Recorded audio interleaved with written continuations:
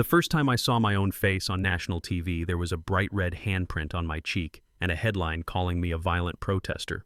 What the anchor didn't tell people was that the officer who hit me did it live on camera while I was just standing there. And what nobody knew yet was that I am one of 9 people in this country who decide what the Constitution means. But that afternoon on a hot downtown sidewalk, I wasn't Justice Oliver Taylor. I was just a middle-aged black man in a suit holding a phone, trying to help my grandson understand how democracy really works. It started pretty simple, honestly, just a phone call in my parked car a few blocks from the protest. My grandson Nathan was on the other end, voice cracking the way 12-year-old voices do. "Grandpa, are you really going down there?" And I could hear the worry behind the question, his mom in the background telling him to ask me again. I checked my watch, looked at the growing crowd in the distance and said, "Yeah, buddy, I am. This is for your civics project. Remember you said you wanted real life, not just textbook stuff." He lowered his voice like talking about trouble too loudly might make it show up faster. "Mom says it might get dangerous." And I sighed because she wasn't wrong and he wasn't wrong, so I told him the only thing that felt honest. That's exactly why I'm going, so you can see what actually happens when people try to hold power accountable. So you see more than just whatever a news station decides to show you. You know what I mean? We talked another minute. He made me promise to be careful. I promised. We hung up and I sat there with the engine off and the window cracked, listening to chants drift down the street. Then I pulled out my wallet. On the left, regular Virginia driver's license, bad photo, little smile on the right, a small plastic card with a gold seal that changes rooms. United States Supreme Court Justice Oliver A. Taylor. The kind of credential that makes police chiefs straighten up and senators suddenly remember their manners. I ran my thumb over that seal and let myself feel the weight of it for a second. 30 years of civil rights work, thousands of pages of opinions, one decision that pretty much rewrote how police misconduct is handled when it's caught on camera. People like to talk about that ruling like it was some abstract thing, a legal theory, but for me it was always about real faces, real bruises, real fear. I looked at that card, thought about slipping it into my shirt pocket where it would be easy to flash if things went sideways. And then I did the exact opposite. I closed the wallet, put it in my inside jacket pocket and told myself, no, today you're just a citizen, no title, no robe, just a black man on a public sidewalk with the same rights everyone is supposed to have. The protest in downtown Brookstone looked like a lot of protests I've seen over the years. Hand-painted signs, people hoarse from shouting but still going, news vans lined up at the curb. Logos you would recognize in a heartbeat, police accountability, use of force. The same issues I'd been dealing with from behind a bench now playing out on concrete under the summer sun. I stepped onto the sidewalk, straightened my tie, hit record on my phone, not because I was expecting a fight, but because after decades in this work, I know if there is no video, half the country will decide the whole thing is a rumor. Across the street, the police line was already formed. Helmets, shields, batons resting just light enough to look non-threatening for the cameras, but tight enough that they could swing in a heartbeat. You can tell a lot from posture, from the angle of someone's shoulders. And the posture on that line said, "We're not here to listen. We're here to control." At the end of the line, I saw a young officer, baby face, 8 months on the job, if I remember right. Later, I'd learn his name was Tyler Anderson. He tapped his body cam twice, checking the battery. That little move told me he still thought of the camera as protection for the truth, not just a box to turn off when things got messy in the middle of the line. I saw something very different. Her name was Officer Rachel Dawson, though at that moment she was just a face I'd seen 100 times under different names, hand on her baton, jaw so tight you could see the muscle jump, eyes sweeping the crowd, not to make sure people were safe, but to figure out who to blame when something went wrong. She saw me pretty quickly. Older black man, suit phone pointed at her colleagues, and you could practically watch the story she wanted to tell herself. Snap into place. Troublemaker, agitator problem. It's funny how fast people decide what box you belong in. The cameras from the news stations were already rolling red lights on live feed going out to close to 200,000 people watching from their couches, none of them knowing they were about to see the opening scene of a very different story, one that would follow them for weeks. Dawson broke the line and started walking straight at me. You know that feeling when someone locks onto you and the rest of the world blurs out? That's what it was. She stopped just close enough that I could smell stale coffee and adrenaline. "Delete that video," she said. Not a hello, not a sir, just an order, flat and sharp. I lowered the phone a little, kept the camera running, and answered the way I've taught law students to answer for years. "Officer, I'm standing on a public sidewalk filming public officials in the course of their duties. That's protected under the First Amendment." She rolled her eyes. Like I'd quoted a horoscope. I don't care about your amendment, delete it or I'll confiscate your phone as evidence. Evidence of what I asked. Still calm me, standing here breathing. Behind her I saw one of the news cameras pivot the lens pointed right at us. Now the anchor back in the van probably saying, "Get on. This is our story." Dawson hadn't realized she was on their shot yet. She was too locked on the one person in front of her who wouldn't immediately fold when she realized I wasn't backing down. She shifted tactics. "Let me see your ID," she said. Hand out, and there it was. The fork in the road. I could have pulled out. That Supreme Court card, watched her whole demeanor collapse in about half a second, but that would have turned the lesson into a magic trick, so I reached for my wallet, slipped out only the driver's license, and handed that to her nice and slow. She took it, turned away so her badge number faced inward, walked back toward her squad car to run it. My phone stayed pointed at the pavement screen, showing nothing but asphalt and boots. But the audio was catching every word, and the news camera caught my face. Not scared, not defiant, just waiting like a man at a bus stop, who knows the route by heart. That look unsettled some people watching live. I heard later they expected panic. Instead, I gave them patience, and that didn't fit their usual script, you know what I mean? Dawson came back a minute later with nothing to hold over my head. My record was clean. 30 years of being an attorney, and a judge will do that. She shoved the license back into my hand. "You some kind of lawyer?" she asked. The word sounded like an insult. "I know my rights," I said. "Am I free to go?" "Not until I say you are," she shot back. And right then, her radio crackled. The voice of Captain Bill Morrison came through from the mobile command post, a couple blocks away. He asked for her status, and she said, "Dealing with an agitator refusing to comply," which is a wild way to describe a man standing 15 feet from the police line just filming and breathing. He went quiet for a second, then said the sentence that destroyed his career. "We need a crowd deterrent. Make something stick that might sound neutral if you've never lived inside this system. But I've read too many reports, heard too many coded phrases. Make something stick means, I don't care if you have probable cause, I need an arrest for the cameras." I watched her face change. There's a particular look people get when they've decided the end justifies the means. Lawyers get it before they hide evidence. Cops get it before they turn the camera off or decide to write the story their way. Her hand drifted near her belt again, not to her radio this time. "Last chance," she said, stepping in closer than she had any right to be. "Delete the footage and walk away. Or we can do this the hard way." I thought about Nathan sitting at home refreshing the news. Thought about all the clients I'd represented who told me, "Judge, I swear I never touched that officer," with no video to back them up. I thought about how fast I could make this all disappear with 3 words. "I'm Justice Taylor."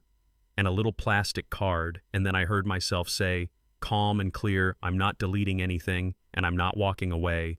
This is a public space, and I have every right to be here." The crowd around us had gone quiet, that hush that falls right before something bad or holy happens. The news camera's red light was still on. Phones were up everywhere. Somewhere in the corner of my eye, I saw Officer Anderson standing rigid, his body cam pointed right at us, his thumb hovering near the button that could cancel everything. And then Morrison's voice came through again. "I don't care how, Dawson, just make it happen." What happened next played on loop all over the world, but from where I stood it was just a blur of motion and sound. She didn't grab for cuffs. First, she didn't step back. She snapped her hand, came across my face so fast I only registered the shock when my head snapped to the side and the taste of iron hit my tongue. The slap cracked through the air. People gasped. My phone flew from my fingers, hit the concrete. The screen spiderwebbed, and some small part of me thought, there goes the evidence.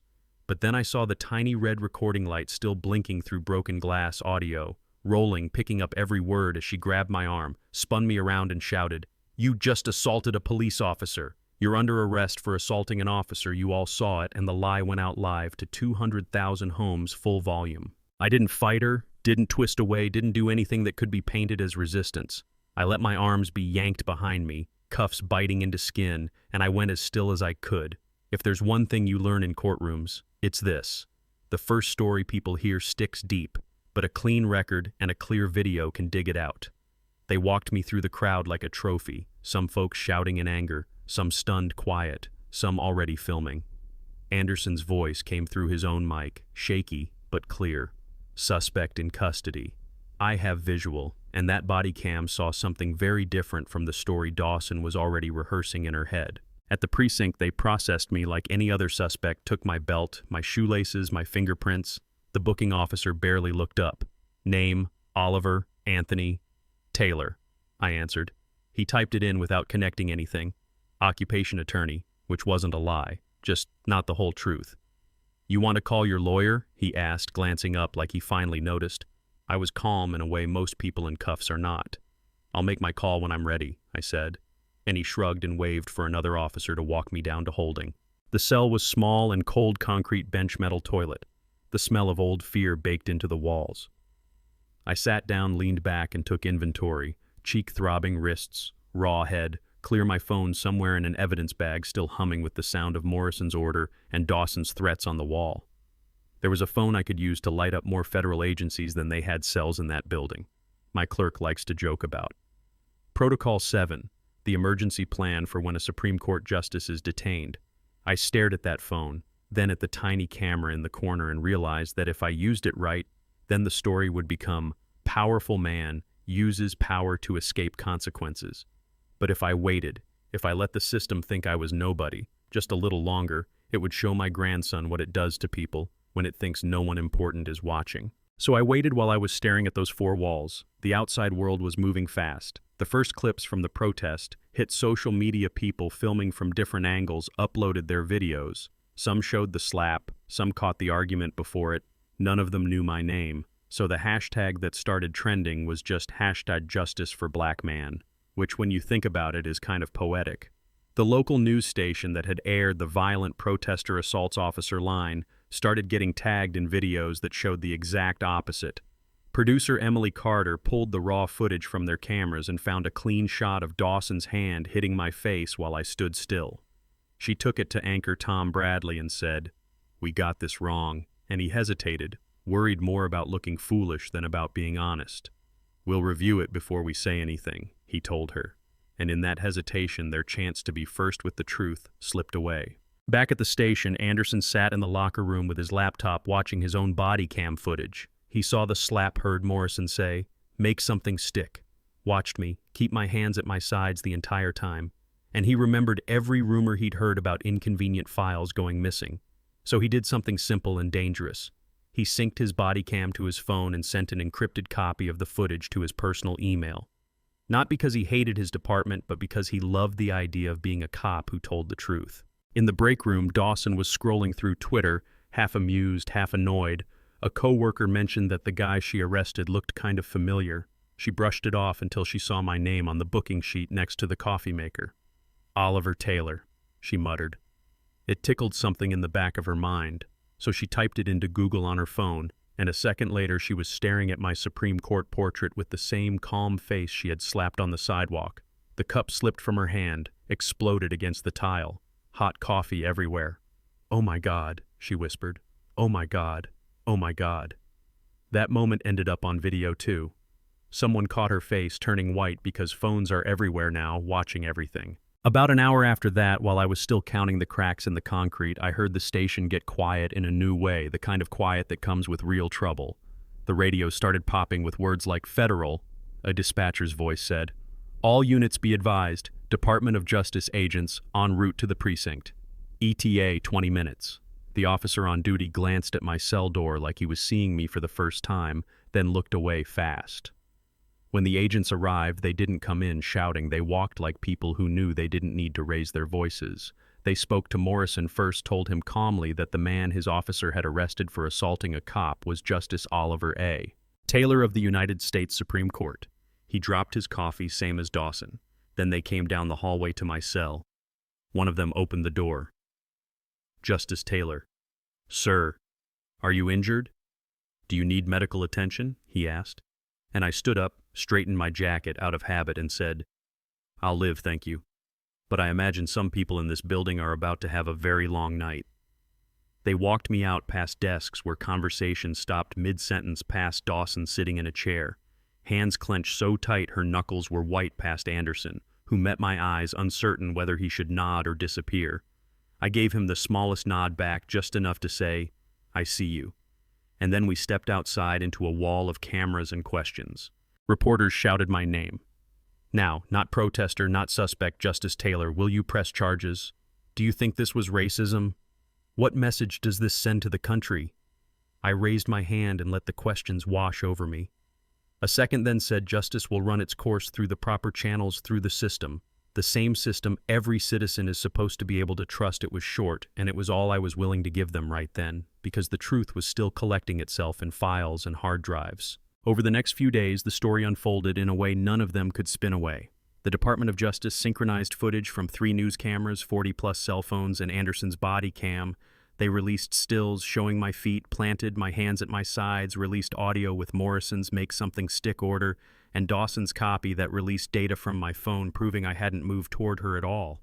They charged Dawson with assault under color of law, false arrest, deprivation of rights, and filing a false report, charged Morrison with obstruction and conspiracy, suspended them both, and made it very clear that my earlier ruling about qualified immunity in cases of filmed misconduct was about to land on their heads like a gavel. Yeah, that happened. A week later, I stood on the steps of the Supreme Court, no longer just the guy with a red cheek on someone's TV, but fully myself. Again, black robe microphones lined up. I looked out at the cameras and said, I am not here asking for revenge. I am here asking for accountability. What happened to me happens to thousands of Americans. The only difference is, I have a title that forced people to pay attention. It shouldn't require a seat on this court for your rights to matter. I talked about body cams, about evidence, about the simple idea that turning on a camera should be as basic as holstering a weapon. I ended by saying, if our system only protects you when it discovers you are powerful, then it is not justice. It is favoritism, and we can do better than that. Nathan used that line in his civics presentation. He stood in front of his classmates with a slideshow that started with my arrest and ended with the reforms that protest helped push through, and he asked his friends, if my grandpa wasn't important, do you think anyone would have believed him? And that's the question I want to leave with you too. If you had been on that sidewalk, would you have pulled out your phone when you saw a man being harassed for filming? If you work in a system where someone says make something stick, do you go along with it, or do you speak up? If you've ever been on the wrong side of a badge or a boss or a judge who decided your story didn't matter, how did you handle it, and what would justice have looked like for you? Tell me in the comments how this lands with you. Tell me if you think what happened to Officer Dawson and Captain Morrison was fair or not. Tell me if you've seen good officers like Anderson, who chose integrity when it cost them something, or bad ones who never got caught. I want to hear your stories, your anger, your hope, because this isn't just my story. It's about what kind of country we are when the cameras are rolling and when they're not.